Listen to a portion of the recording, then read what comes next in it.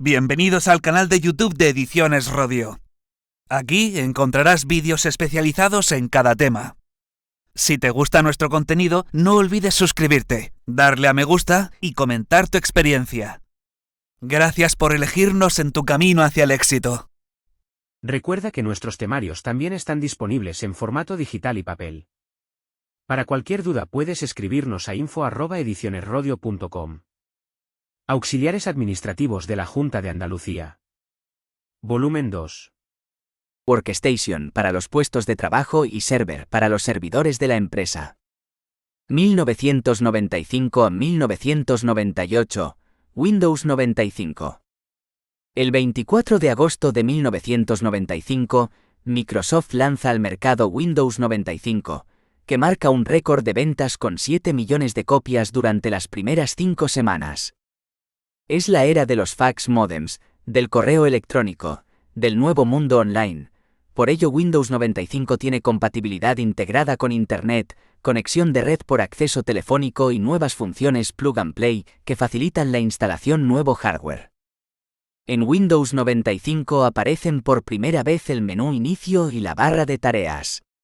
Los botones para minimizar, maximizar, restaurar y cerrar ventana cambian por la conocida rayita, cuadro y X en la parte superior derecha de cada ventana. A finales de 1995, se publica una actualización de Windows 95 que incorpora la primera versión de Internet Explorer. 1998 a 2000, Windows 98, Windows 2000 y Windows ME. Windows 98. Lanzado en junio de 1998, esta edición de Windows era en realidad una versión mejorada del Windows 95, en donde ya se incluían aplicaciones como Internet Explorer 4, Outlook Express y Microsoft NetShow Player, que a la postre se convertiría en el Windows Media Player. Windows 98 incorpora además otras mejoras, como la compatibilidad con discos DVD y dispositivos USB, Universal Serial Bus. Otro elemento que aparece por primera vez es la barra de inicio rápido, Quick Launch, que permite ejecutar programas sin tener que buscarlos en el menú inicio ni en el escritorio. Windows ME, Windows Millennium Edition. Diseñado para su uso en el hogar, Windows ME fue lanzado el 14 de septiembre del año 2000. Se presentó como una importante evolución respecto a sus predecesores, sin embargo, fue un sistema operativo poco popular por sus continuos errores, por lo que muchos usuarios volvían rápidamente al uso del Windows 98. Parte de los problemas que presentó esta versión de Windows se debió a que se planteó como un sistema operativo de transición entre la versión Windows 98 y la versión Windows XP. A pesar de ello incorporó numerosas mejoras. La herramienta para restaurar sistema, una característica que revierte la configuración de software del equipo a una fecha o a una hora anterior a la aparición de un problema grave. Las actualizaciones automáticas de software, Internet Explorer 5.5, la herramienta Windows Movie Maker, para la edición de vídeo casero, etc. Windows 2000. Su fecha de lanzamiento fue el 17 de febrero del año 2000, y más que una actualización de Windows NT, estaba pensado para que los que hasta ese momento eran usuarios de Windows 95/98 o Windows NT Workstation 4.0, es decir, usuarios finales que utilizaban el PC en su trabajo diario, se unificaran en esta nueva versión de Windows. Microsoft lanzó 4 versiones de Windows 2000, Professional Server, Advanced Server y Data Center Server. Estas dos últimas variantes son ampliaciones del propio Windows 2000 Server. Las versiones de servidor han evolucionado en Windows 2003, Windows 2008 y la más reciente Windows 2012. 2001 a 2005 Windows XP.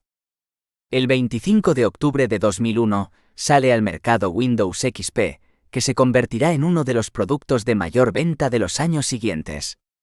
Al estar basado en la arquitectura de Windows NT, presenta mejoras en la estabilidad y el rendimiento, además de ser la primera versión de Windows que utiliza la activación del producto para intentar reducir la piratería del software. Si bien Windows 2000 ya intentó unificar las dos líneas de sistemas operativos que desarrollaba Microsoft, por un lado la representada por Windows 95/98 dirigida al mercado doméstico, y por otro, la representada por Windows End, dirigido al mercado empresarial.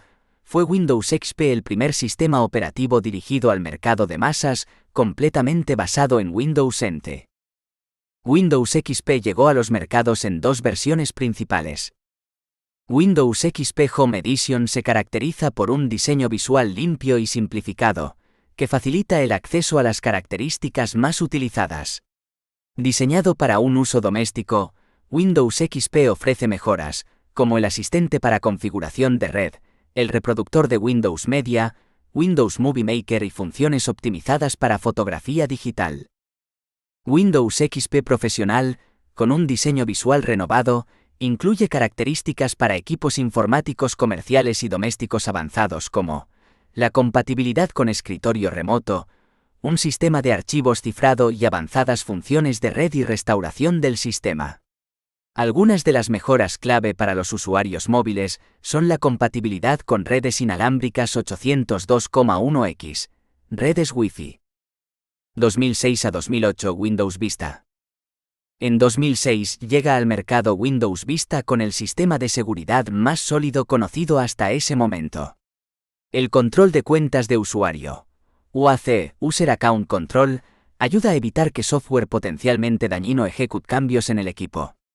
En algunas versiones de Windows Vista se incorpora el programa de cifrado de disco BitLocker, que va a brindar una mayor protección de datos, sobre todo en un momento en que las ventas de equipos portátiles estaban aumentando. El diseño juega un papel importante en Windows Vista, y elementos tales como la barra de tareas y los bordes de las ventanas presentan un nuevo aspecto. La búsqueda adquiere mayor importancia, y ayuda a los usuarios a encontrar archivos en sus equipos más rápidamente. En Windows Vista se rediseña el botón de inicio con un nuevo aspecto. Desaparece la palabra inicio y se reemplaza por el logo de Windows redondeado que ocupa menos espacio en la barra de tareas. 2009 Windows 7.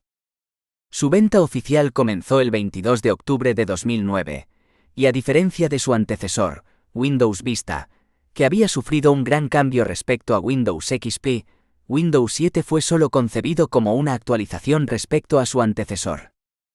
Incluye características nuevas, como mejoras en el reconocimiento de escritura a mano, rendimiento mejorado en procesadores con varios núcleos y soporte para discos duros virtuales.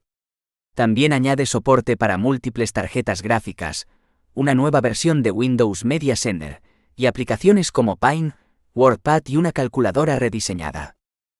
En esta versión de Windows, la barra de tareas ha sido rediseñada, haciéndose más ancha, y los botones de las ventanas ya no traen texto sino únicamente el icono de la aplicación. Ahora las ventanas abiertas se muestran agrupadas en un único icono de aplicación con un borde, que indica que están abiertas. También se coloca un botón en el extremo derecho de la barra de tareas, que nos permite ver una vista previa del escritorio sin necesidad de minimizar todas las ventanas abiertas al pasar el puntero del ratón por encima. Windows 7 incorpora nuevas formas de trabajar con ventanas, como ajustar, inspeccionar y agitar, que mejoran la funcionalidad y hacen que la interfaz sea más divertida de usar. También marca el debut de Windows Touch, la tecnología táctil que permite a los usuarios navegar por Internet, desplazarse por las fotos y abrir archivos y carpetas en pantallas táctiles. 2012 Windows 8. Windows 8 fue lanzado al mercado el 26 de octubre de 2012, y supuso una gran apuesta de Microsoft por lograr la convergencia multidispositivo, es decir, ordenadores, móviles y tablets, todos con el mismo sistema operativo. Con esta apuesta, Microsoft intentaba unificar la experiencia de uso entre distintos tipos de pantalla, usando una misma interfaz gráfica que fuese más atractiva para el usuario. La interfaz Metro, similar a la que se estaba utilizando hasta ese momento en los Windows Phone, contaba con grandes y coloridas ventanas dinámicas denominadas Live Tiles, que estaban concebidas para un entorno táctil. Este diseño, que estaba claramente orientado al mundo tablet, resultaba no tan cómodo para los usuarios que todavía no disponían de pantallas táctiles. Windows 8 dispone de una pantalla de inicio con iconos que permiten conectar con las personas, los archivos, las apps y los sitios web. Las apps ocupan un papel protagonista. Por ello, desde la pantalla inicio puede accederse directamente a un nuevo lugar donde conseguirlas: la tienda Windows. Uno de los cambios introducidos que más controversia produjo entre los usuarios de versiones anteriores de Windows fue la eliminación del menú inicio, quedando suplida su función por la pantalla de inicio. Por otro lado, el escritorio denominado escritorio clásico en esta versión pasa a ser en un accesorio más, que cuando se abre recuerda al escritorio de Windows 7, pero sin botón de inicio. 2013 Windows 8,1. Windows 8,1 es una actualización gratuita de Windows 8 que incorpora muchos de los comentarios y sugerencias que los usuarios de Windows 8 hicieron. Entre ellos se encuentra la incorporación del menú inicio clásico al que se han integrado tanto las aplicaciones como los lifestyles, y la incorporación del botón de inicio, aunque en este último caso no vuelve en el formato clásico, sino que ahora funciona como un enlace entre la interfaz Metro Modern UI y el escritorio. Esta versión también permite que al arrancar nuestro equipo lo hagamos directamente desde el escritorio sin necesidad de tener que ver los cuadros animados de los lifestyles. Finalmente, esta versión también estrena Internet Explorer 11, la nueva versión de este navegador, más rápido y fluido y habilitado para su uso táctil. 2015 Windows 10.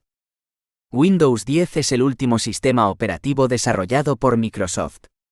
Fue lanzado al público en general el 29 de julio de 2015. Para animar su adopción, Microsoft anunció su disponibilidad gratuita por un año desde su fecha de lanzamiento para los usuarios que cuenten con copias genuinas de Windows 7 Service Pack 1 o Windows 8,1 Update.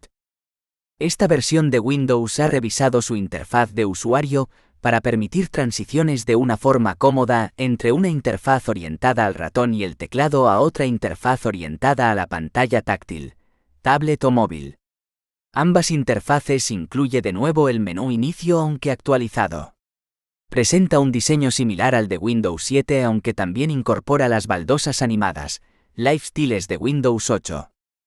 Incorpora las siguientes mejoras: sistema de escritorio virtual denominado vista de tareas, el nuevo navegador web Microsoft Edge, soporte integrado para iniciar sesión a través de huella digital o reconocimiento facial y el asistente personal Cortana. 6,2. Guadalinux. Antes de describir Guadalinux es necesario comprender qué es el Linux, qué es el proyecto GNU y qué es una distribución Linux. El proyecto GNU fue iniciado por Richard Stallman en septiembre de 1983 con el objetivo de crear un sistema operativo completamente libre y totalmente compatible con uno de los principales y más importantes sistemas operativos existentes en aquel momento, Unix. El sistema operativo recibiría por nombre GNU, GNU is not Unix, que es un acrónimo recursivo. En 1990, dicho proyecto de sistema operativo ya tenía un editor de texto, un compilador de programas y la mayor parte de las utilidades que componían un sistema operativo Unix.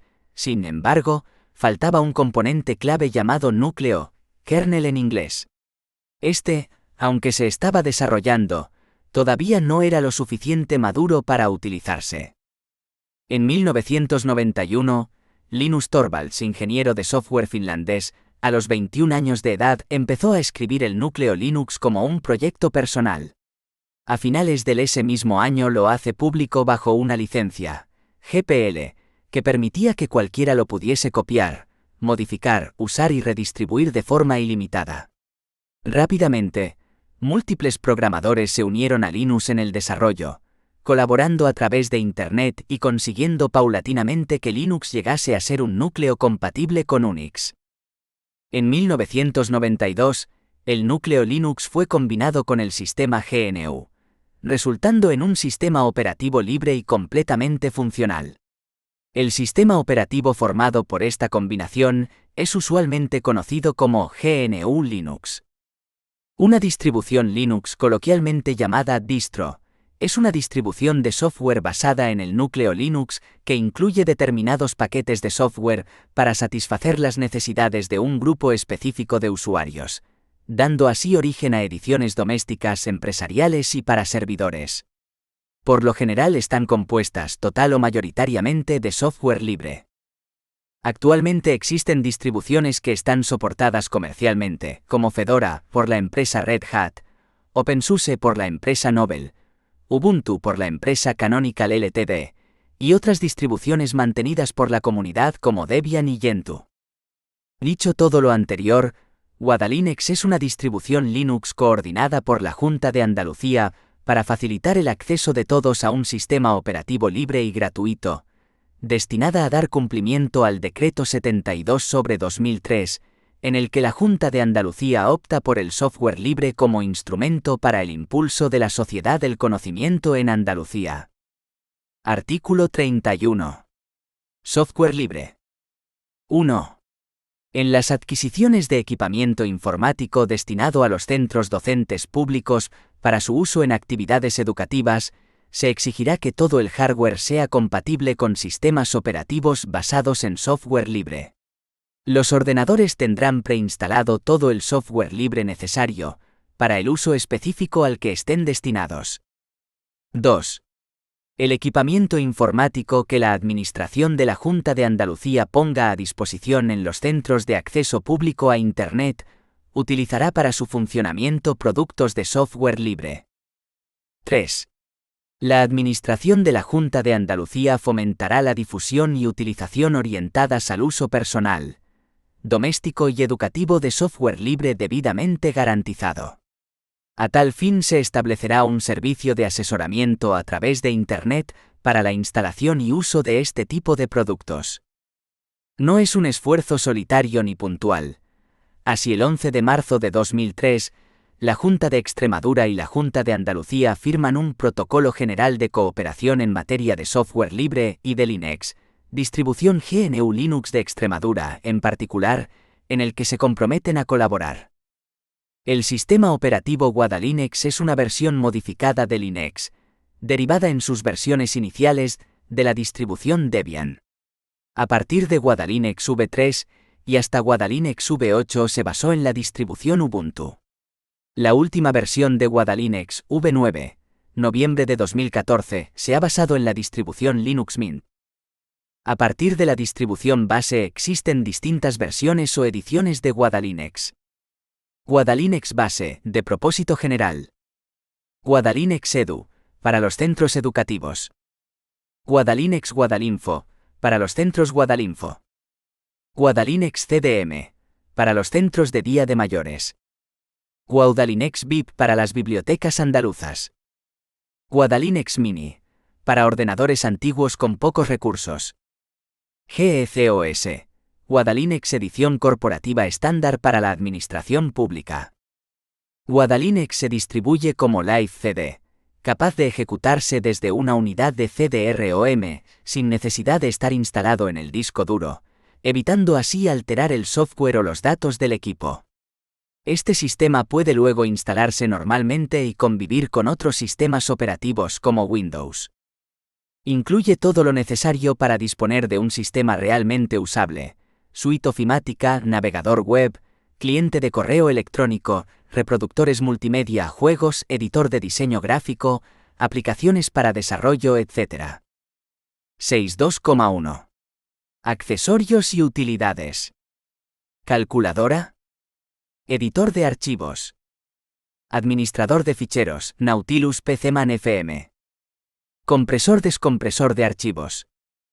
Evince, visor de documentos PDF PostScript. Herramientas de configuración, salvapantallas, etc.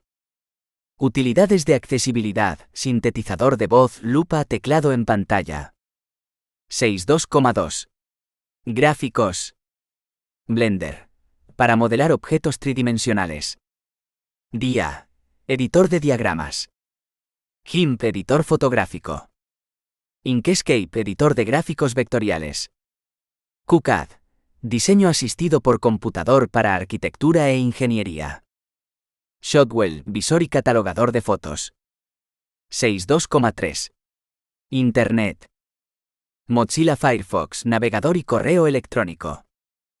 Thunderbird, correo electrónico y trabajo en grupo. Amule, para compartir archivos por Internet. Bluefish, editor de páginas web. Game, mensajería instantánea. Non-Meeting, videoconferencia. Transmission, para la compartición y descarga de ficheros a través del protocolo BitTorrent. XChat IRC, para charlar en el IRC. 62,4. Multimedia. Audacity, editor de sonidos. XFBurn, grabador de CDs. Kino, editor montador de vídeos. Soundtracker, facilita la composición musical. Totem, para ver películas y vídeos. Rhythmbox, escucha tus archivos de audio MP3 o GG, etc. Xane, gestión del escáner. 62,5. Oficina. LibreOffice, procesador de textos, hoja de cálculo, presentaciones. Scribus, autoedición de publicaciones. Recall, gestión de bases de datos. WordTrans, diccionario español-inglés. Una de las novedades que se incluyó en Guadalinux V7 fue la aplicación para el control parental Nanny, que permitía a los padres gestionar el uso de Internet. La mascota oficial de Guadalinux se llama Andatuz y representa a un pingüino joven. Esto es debido a que Guadalinux está basado en GNU Linux y su mascota es un pingüino llamado Tux. 7. Trabajo en entorno gráfico. El entorno gráfico, conocido también como GUI, del inglés Graphical User Interface, es un programa informático que actúa de interfaz entre el usuario y el sistema operativo. Mediante el uso de un conjunto de imágenes y objetos gráficos, se representa la información y las acciones disponibles. Su principal uso consiste en proporcionar un entorno visual sencillo para permitir la comunicación con el sistema operativo del equipo. Prototipo del primer ratón. Las interfaces gráficas surgen de la necesidad de hacer los ordenadores más accesibles para el uso de los usuarios comunes. Inicialmente, la mayoría de ordenadores domésticos requerían conocimientos de BASIC, lenguaje programación que incorporaban el 95% de los equipos, u ofrecían una interfaz de línea de comandos, lo que requería conocimientos técnicos si se deseaba hacer algo más que usarlo como consola de videojuegos. Esta limitación fue salvada gracias al desarrollo de los entornos gráficos basados en un paradigma denominado WIMP, Windows, Icons, Menus and Pointing Device, es decir, ventanas, iconos, menús y dispositivo apuntador.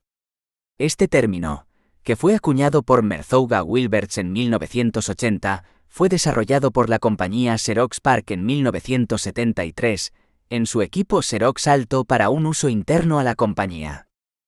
En un sistema WIMP, una ventana ejecuta un programa autónomo, aislado de otros programas que, si es un sistema operativo multitarea, se ejecutan al mismo tiempo en otras ventanas. Un icono actúa como un acceso directo a una acción que el equipo realiza. Por ejemplo, ejecutar un programa o tarea. Un menú es un texto o sistema de selección basado en iconos que selecciona y ejecuta programas o tareas. El puntero es un símbolo en pantalla que representa el movimiento de un dispositivo físico que el usuario controla para seleccionar iconos, elementos de datos, etc. Se incluyen las opciones de cortar, copiar y pegar. Este paradigma WIMP se popularizó gracias a los equipos Applet Lisa y Applet Macintosh, comercializados por Steve Jobs en 1984. El Macintosh fue el primer producto comercial de éxito en usar una GUI de ventanas multipanel. Se usó una metáfora de escritorio, en la que los ficheros tenían el aspecto de hojas de papel, y los directorios usaban la imagen de una carpeta. Había un juego de accesorios en el escritorio como la calculadora, el bloc de notas y el reloj de alarma, que el usuario podía situar en el lugar de la pantalla que éste quisiera, y se podían borrar archivos y carpetas arrastrándolos al icono de la papelera presente en la pantalla. Actualmente la mayor parte de los sistemas operativos, especialmente los que se ejecutan en móviles y tablets, Implementan un paradigma de interfaz gráfica post-WIMP, en la que prima el uso del dedo en contacto con la pantalla para permitir acciones como pinch stretch, literalmente pellizca y estira, se usa juntando y separando los dedos para acercar o alejar una imagen en pantalla, rotar los dedos, arrastrar uno o más dedos sobre la pantalla, etc., en las que no se utilizan un ratón. 8. El escritorio y sus elementos. El escritorio es el área de la pantalla principal que se ve después de encender el equipo e iniciar sesión. Al igual que un escritorio real, sirve de superficie de trabajo, de tal forma que al abrir los programas o las carpetas, estos elementos aparecen sobre el escritorio. Todos estos elementos podrán ser organizados en el espacio del escritorio como se desee. Por otro lado, otras características tales como el menú de inicio, la barra de tareas, etc., no tienen ningún equivalente en un escritorio del mundo real. Por tanto, podríamos definir el entorno de escritorio como el conjunto de software que ofrece al usuario de un equipo una interacción amigable y cómoda. Es una implementación de interfaz gráfica de usuario que ofrece facilidades de acceso y configuración, como barras de herramientas e integración entre aplicaciones con habilidades como arrastrar y soltar, drag and drop. Los entornos de escritorios por lo general no permiten el acceso a todas las características que se encuentran en un sistema operativo. Es por ello que la tradicional interfaz de línea de comandos, CLI, todavía se utiliza cuando se requiere el control sobre el sistema. Un entorno de escritorio por lo general consiste de iconos, ventanas, barras de herramientas, carpetas, fondos de pantalla y widgets, mini aplicación de escritorio. En general, cada entorno de escritorio se distingue por su aspecto y comportamiento particulares, aunque algunos tienden a imitar características de escritorios ya existentes. El primer entorno moderno de escritorio que se comercializó fue desarrollado por Xerox en los años 80. Actualmente el entorno más conocido es el ofrecido por la familia Windows, aunque existen otros como los de Macintosh, Classic y Cocoa, o también de código abierto o software libre, como GNOME KDE, CDE XFCE o LXDE, comúnmente usados en distribuciones GNU Linux. 8,1. Escritorio Windows. El área de escritorio es donde se ubican los iconos de uso más frecuente y donde se despliegan las aplicaciones en el momento en que se ejecutan. Aquí se encuentra la barra de tareas y el botón inicio. Estos dos elementos cumplen una función muy importante para Windows. 8.1,1. Iconos. Son representaciones gráficas de los objetos de Windows. Estos contienen un nombre que los identifica y dan acceso a ciertos programas y componentes del sistema. Un icono se abre con doble clic del ratón, procediéndose a su ejecución en el caso de programas, o apertura con su aplicación asociada en el caso de documentos. Los iconos más comunes que podemos encontrar en el escritorio de Windows son los siguientes. Mis documentos. Mi PC. Mis hitos de red. Papelera de reciclaje. 8.1,2. Botón inicio, menú inicio. Da acceso al menú principal desplegable de Windows, conocido como menú inicio, desde el cual se puede acceder a iniciar programas. Al instalar una aplicación se suele crear un acceso directo a la misma. Documentos. Acceso directo a la carpeta Mis documentos, mis imágenes y a los documentos abiertos más recientemente. Configuración de equipo. Desde aquí podemos acceder al panel de control, conexiones de red, impresoras y faxes, y a la configuración de la barra de tareas y del menú inicio. Buscar archivos, carpetas y programas. Ayuda y soporte técnico. Apagar el equipo. 8.1,3. Barra de tareas. Es una franja horizontal configurable que se encuentra normalmente en el borde inferior del escritorio. Su posición es configurable.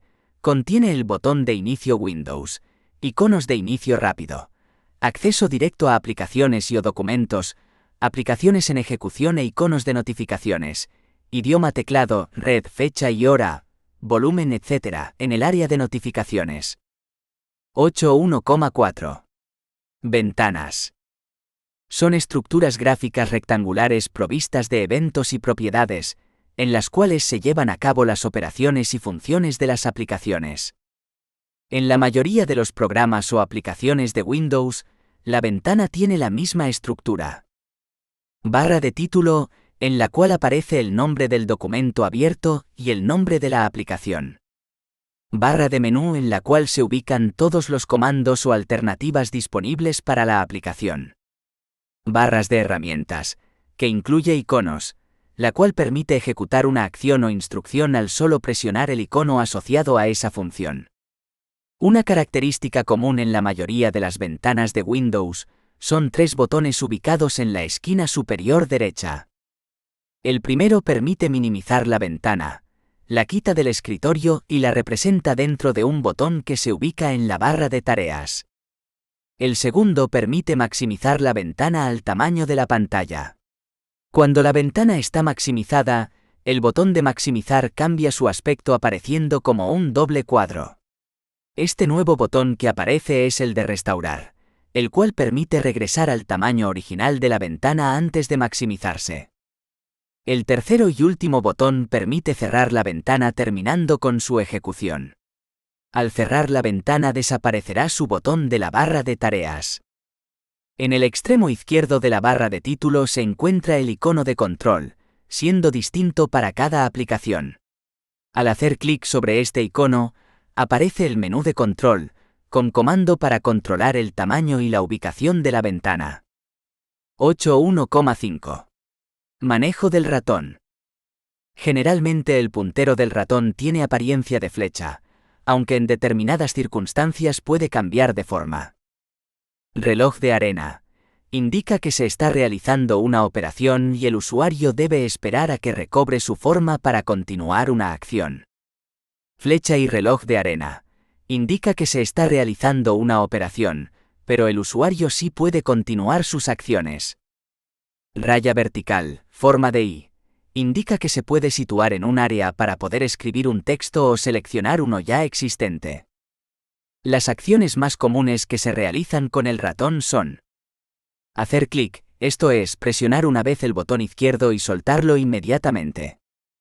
Hacer doble clic, esto es, presionar rápidamente 2 veces seguidas el botón izquierdo y soltarlo inmediatamente. Hacer clic derecho, esto es, presionar una vez el botón derecho y soltarlo inmediatamente, aparecerá un menú contextual. Acción de arrastrar, esto es, dar un clic con el botón izquierdo y sin liberar el botón desplazar el ratón sobre una superficie. Con esta acción se puede seleccionar un texto, mover un archivo de carpeta. Otras acciones que se pueden hacer con el teclado, denominados atajos de teclado o métodos abreviados, son: Alt más tabulador para movernos entre las ventanas. Alt más mayúsculas más tabulador para movernos entre las ventanas pero en orden inverso. Alt más F4 salir del programa en el que nos encontremos. I más M minimiza todos los programas y muestra el escritorio. I más E abre el explorador de archivos. Más combinaciones en http://support.microsoft.com/kb/126449/es. 8.2. Escritorio Guadalinux. Con el objetivo de que la migración a Guadalinux por parte de los usuarios habituales de sistemas operativos Windows no sea traumático, se ha optado por utilizar entornos de escritorio GNU Linux cuya apariencia y funcionalidad sea lo más similar posible al de Windows. Es por ello que desde las primeras versiones de Guadalinux se ha utilizado como entorno de escritorio GNOME, GNU Network Object Model Environment, uno de los más utilizados en los entornos GNU Linux. Sin embargo, como veremos a continuación, en la última versión de Guadalinux se ha apostado por 2 entornos de escritorio distintos. Al igual que ocurre en Windows, tras arrancar el ordenador, Guadalinux nos solicitará que nos identifiquemos, apareciendo a continuación el escritorio. En cuanto al aspecto de este, hay que tener en cuenta que la distribución base de Guadalinux V9 se distribuye en 2 versiones, una ligera o lite para equipos con prestaciones reducidas y una completa o integral para equipos más potentes. El entorno de escritorio utilizado para ambas versiones es diferente. LXDE para la versión Lite y Cinnamon, basado en GNOME para la versión integral. Entorno de escritorio Guadalinux V9 Lite. Entorno de escritorio Guadalinux V9 integral.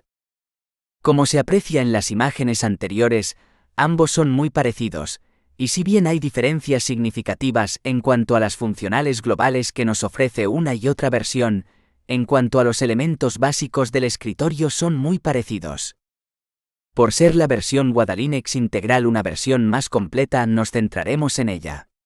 En este caso, como se ha indicado anteriormente, el entorno de escritorio está basado en Cinnamon, y cuenta con los siguientes elementos. El escritorio en sí mismo, que ocupa la mayor parte de la pantalla.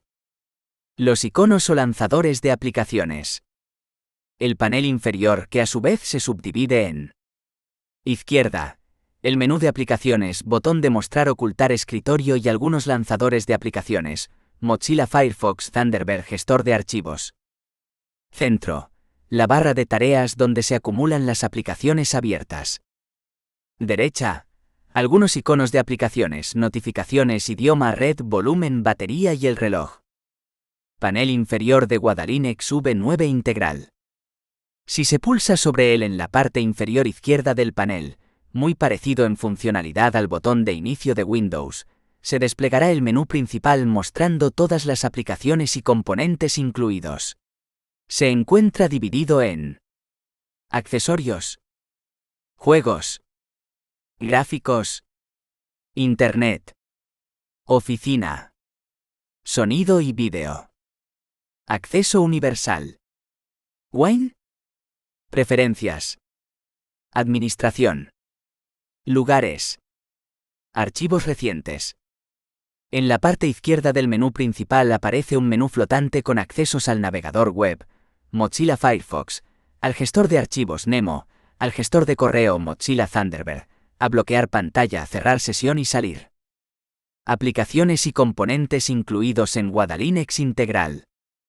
Las aplicaciones y componentes incluidos en integral cubren un amplio espectro de necesidades.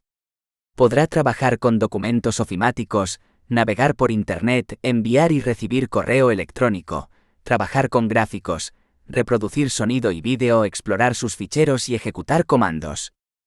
Accesorios. Desde el menú Accesorios se puede acceder al navegador de ficheros, la calculadora, un editor básico, la consola de comandos y un grabador de CD-DVD, entre otros. Gráficos. Editor de dibujo y pintura. GSCAN 2 PDF para generar PDFs a partir de documentos escaneados. GZAM, visor y navegador de imágenes. LibreOffice Draw, es un programa de gráficos vectoriales. Simple Scan para escanear documentos. Visor de imágenes, visor y navegador de imágenes. Internet. Cliente de correo Thunderbird, es una aplicación de correo. Permite IMAP y POP, correo HTML, grupos de noticias y canales RSS. También se puede organizar los contactos en la libreta de direcciones que incorpora. Navegador web, que por defecto es Mozilla Firefox, aunque hay otras opciones que se pueden instalar.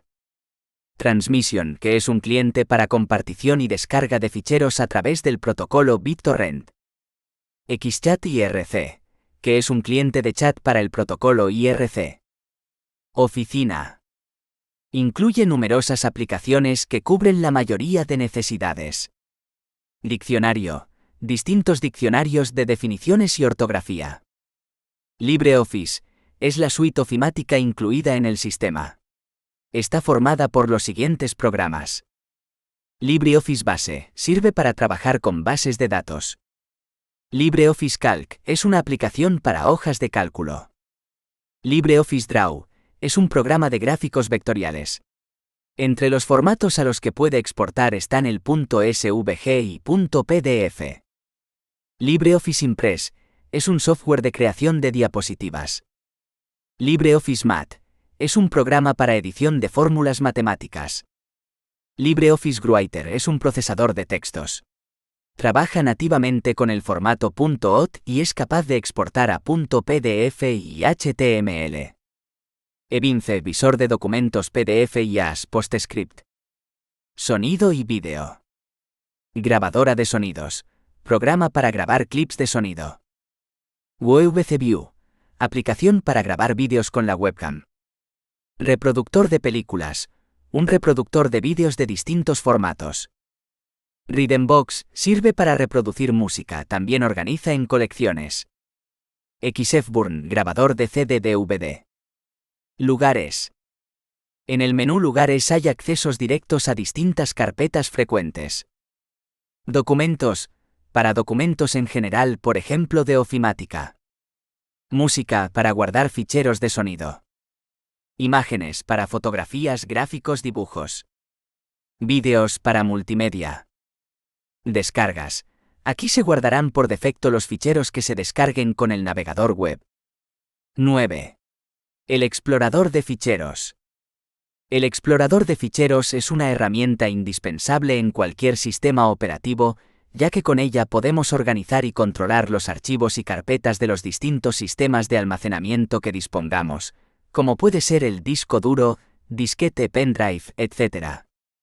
Al explorador de fichero de Windows, también conocido como administrador de archivos, se puede acceder desde el menú de inicio o bien mediante el método abreviado I+E. Cuando se abre la ventana del explorador de ficheros Windows, se puede distinguir dos paneles. Panel izquierdo, que muestra el árbol de directorios, es decir, la lista de unidades y carpetas que tenemos. En esta sección solo aparecen unidades y carpetas, no archivos.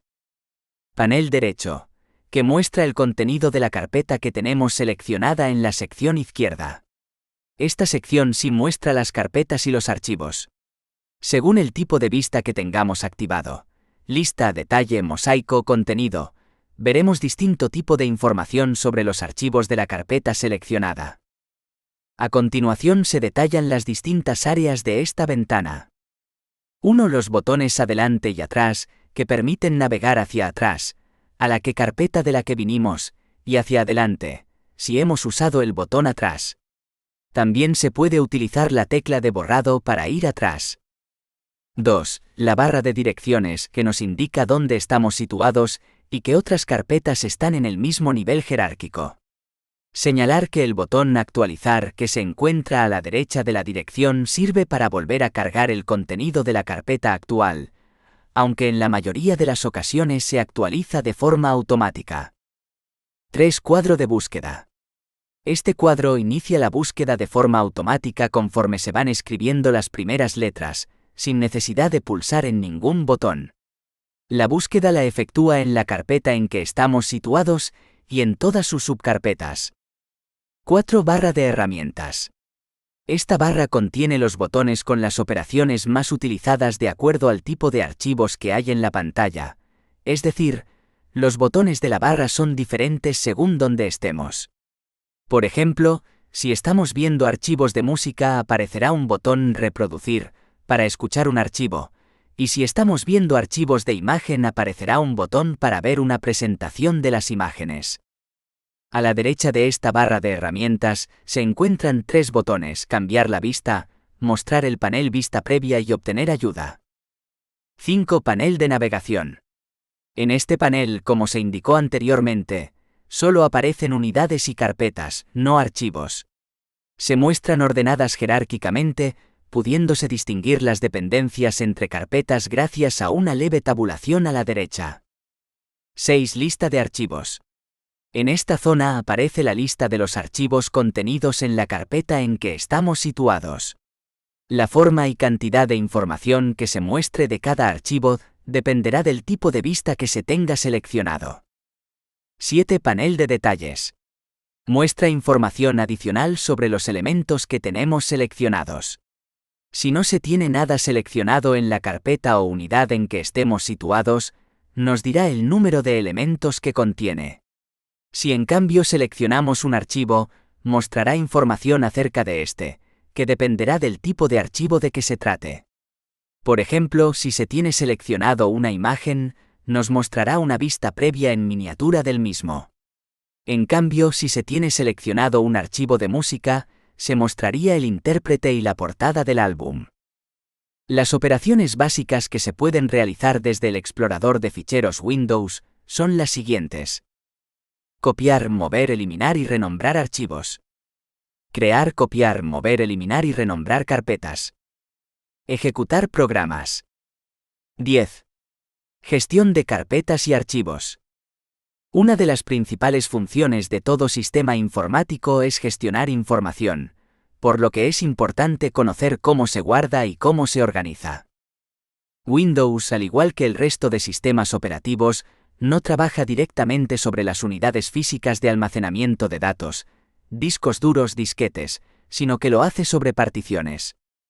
Las particiones son divisiones lógicas que se realizan de una unidad de almacenamiento física, donde se van a almacenar y organizar la información de acuerdo a un determinado sistema de archivo. FAT, FAT32, NTFS, EXT2, EXT3, EXT4. En el caso del sistema operativo Microsoft Windows, referencia estas divisiones o unidades lógicas mediante una letra seguida de 2 puntos, por ejemplo, A, B, C, siendo posible que una misma unidad física de almacenamiento tenga asociada más de una unidad lógica. Por otro lado, todos los datos informáticos, con independencia del tipo de información de que se trate, se almacenan en estas unidades lógicas en unos elementos llamados archivos o ficheros, que es el elemento de almacenamiento básico y se caracteriza por su nombre, su tipo, su tamaño, su fecha creación o modificación y los atributos.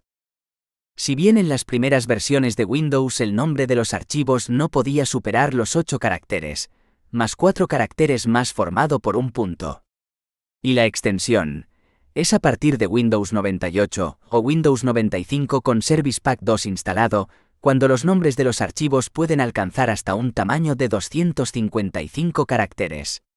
Añadir que hay un conjunto de caracteres que no se pueden utilizar para nombres de archivo, la barra diagonal o slash, la barra inversa o backslash, el asterisco o el signo de interrogación, la barra vertical, los 2 puntos cara sonriente, las comillas dobles, y los símbolos de mayor que y menor que.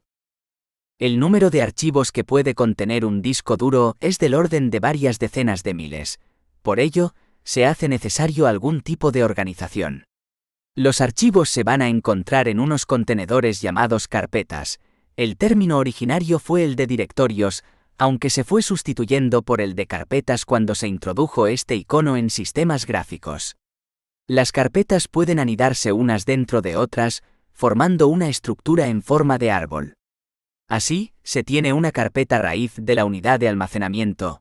Dentro de ella habrá algunos archivos y carpetas. Dentro de estas carpetas tendremos otras subcarpetas y más archivos, y así sucesivamente en varios niveles de anidamiento. Las carpetas tienen un nombre similar al de los archivos, con las mismas restricciones respecto a los caracteres que no se pueden utilizar. La ruta completa de un archivo, también conocida como path, es una cadena de caracteres que designa la ubicación exacta de una carpeta o archivo dentro de la unidad de disco. Para definir dicha ruta en Windows, es necesario especificar la unidad y toda la secuencia de carpetas que hay que recorrer hasta llegar a dicho elemento. El carácter se usa para separar las diferentes carpetas que forma parte de la ruta. Unidad carpeta subcarpeta 1 subcarpeta 2, archivo.ext. Finalmente, indicar que las carpetas a las que podemos tener acceso no tienen por qué estar limitadas a nuestro ordenador. Así, si estamos trabajando en red, podemos acceder a las carpetas compartidas del resto de usuarios u ordenadores departamentales mediante una ruta como ordenador en red carpeta compartida archivo.ext. Estas carpetas de red se suelen vincular normalmente a una unidad de red, a la que se le asigna alguna letra libre, normalmente del final del alfabeto, Z, X, etc. 11. Operaciones de búsqueda. Como hemos indicado en el apartado anterior, el número de archivos que puede contener un disco duro es del orden de varias decenas de miles, y aunque estos archivos estén ordenados en diversas carpetas y subcarpetas, es muy fácil que podamos olvidar dónde se ha guardado un determinado archivo. También es posible que para una tarea determinada se necesite localizar todos los archivos que cumplan una determinada condición. Por ejemplo, Ficheros con la extensión PPT. Desde la versión Windows Vista del sistema operativo, se proporciona varias maneras de buscar archivos y carpetas. Las dos más comúnmente utilizadas son las siguientes. Usar el cuadro de búsqueda del menú Inicio.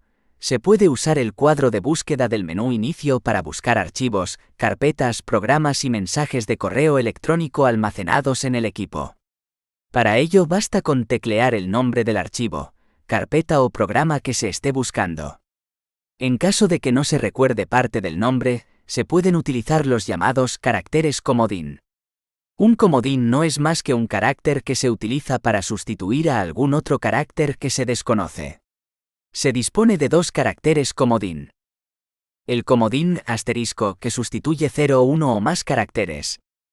El comodín interrogación, que sustituye un único carácter y en la posición en la que el comodín se haya insertado. Usar el cuadro de búsqueda desde el explorador de ficheros. Es probable que, a menudo, se tenga que buscar un archivo sabiendo que se encuentra en una determinada carpeta o biblioteca, como documentos o imágenes.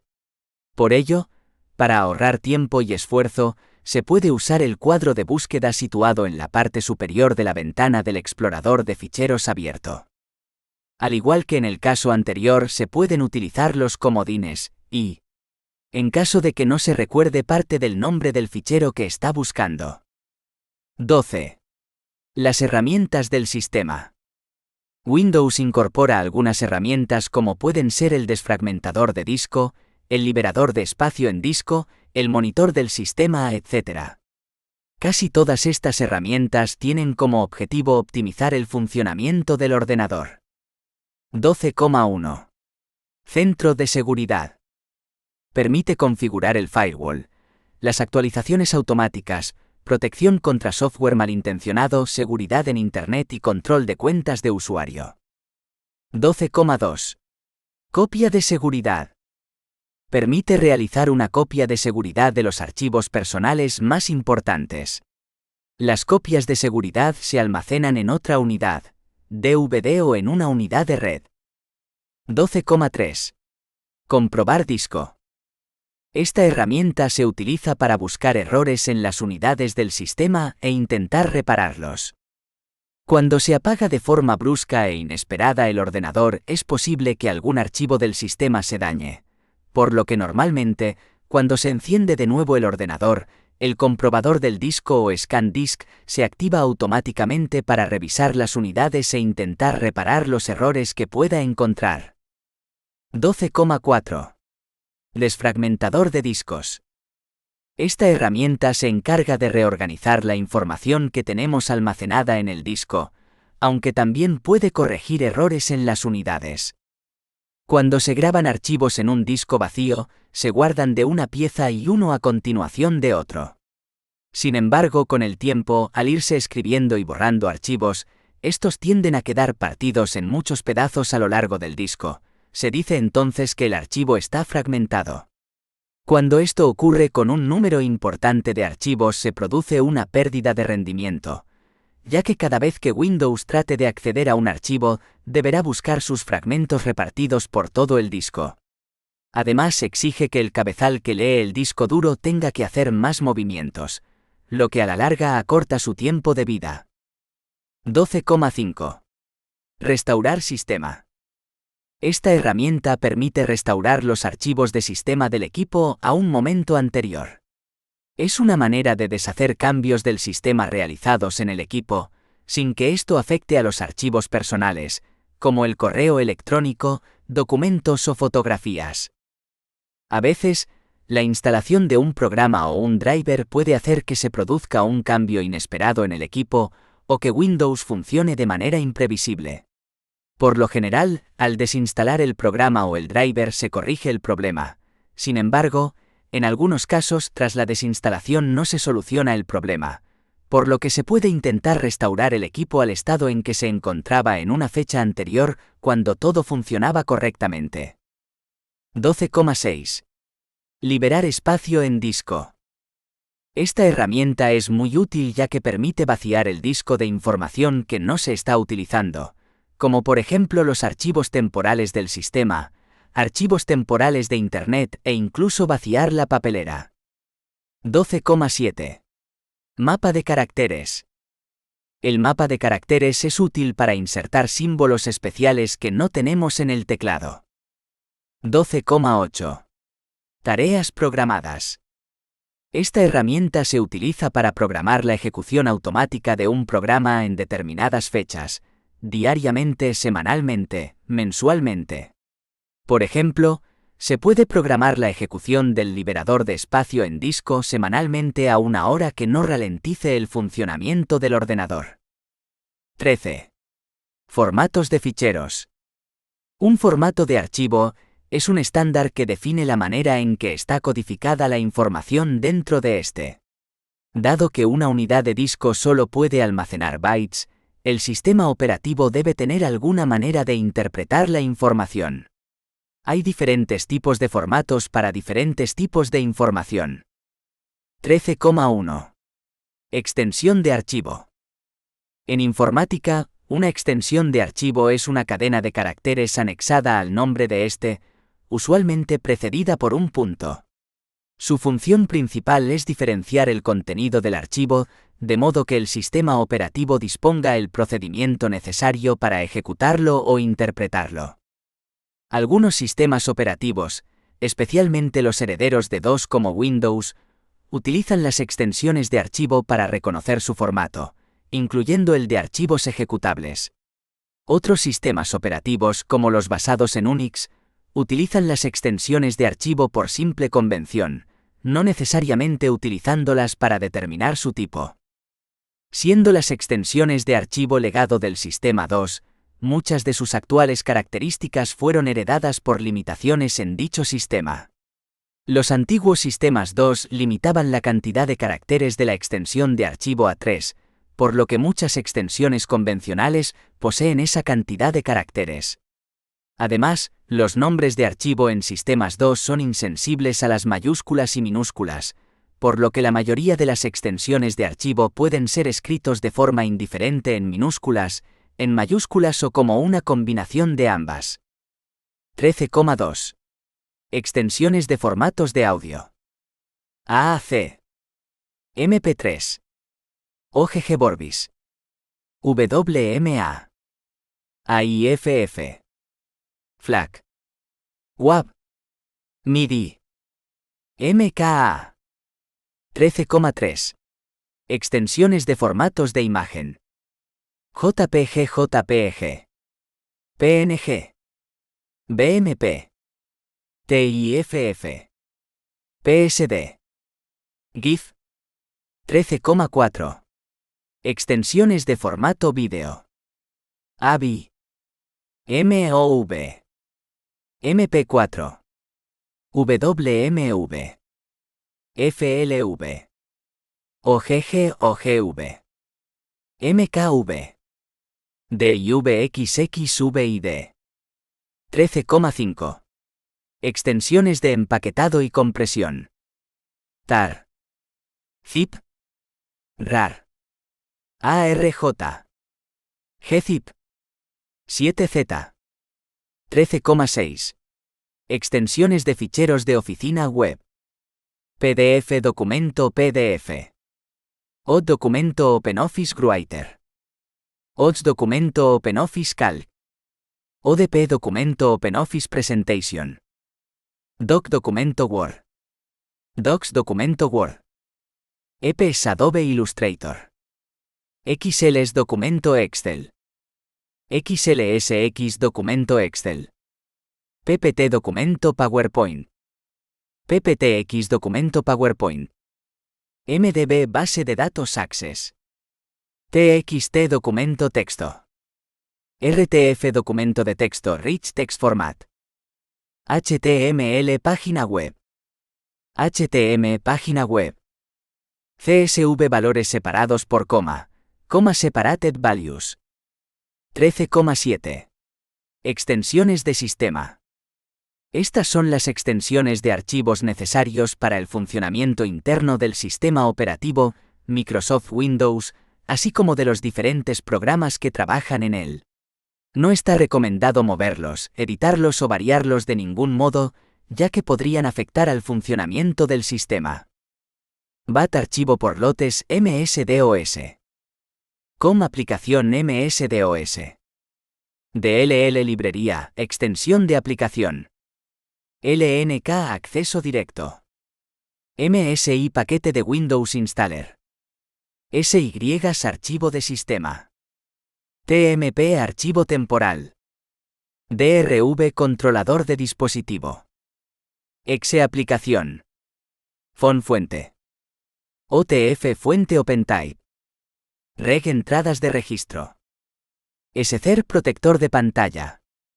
Icono Windows. 1. El lenguaje máquina son las instrucciones nativas que un procesador en particular entiende. Por lo general consisten en cadenas de 0S y 1 siglo. 2. El núcleo es como el cerebro del sistema operativo. Es el componente que se encarga de gestionar los recursos del sistema dialogando directamente con el hardware.